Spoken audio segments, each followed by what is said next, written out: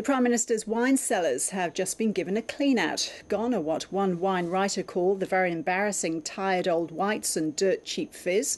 And left on the shelf are 169 bottles at the Lodge in Canberra and 147 at Kirribilli House in Sydney.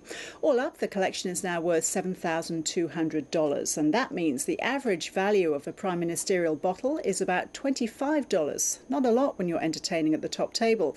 Stephen Strachan is the Chief Executive of the Winemakers Federation of Australia.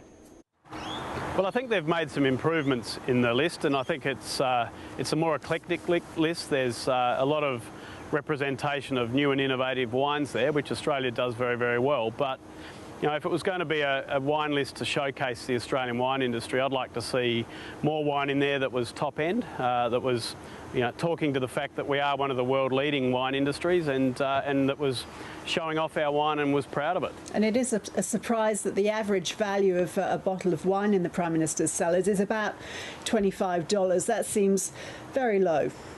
Well, for the sort of dignitaries the Prime Minister would meet with, it probably is, I think.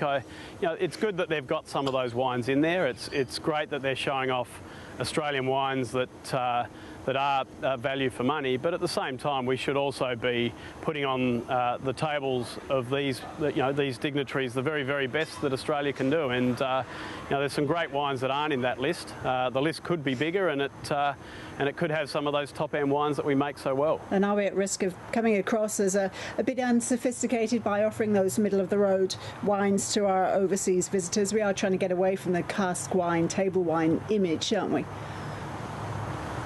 Well, I mean, it's not a question of being unsophisticated. Australia is recognised for doing that sort of mid-price wine very, very well internationally. But at the same time, we've got aspirations to show the world all of the great wine that we can make, and really some of that top-end wine to take on, the French and the Italian wines that have that reputation. And we have it here to compete, so we ought to be putting it in front of our visiting dignitaries, and we ought to be standing up and being very, very proud of what we can do in Australia. Do you always have to spend a lot of money to get a good bottle of wine? No, you don't have to spend a lot of money to get good Australian wine. There are some great wines at $10, $15 and $20, and we've proven that in the world marketplace.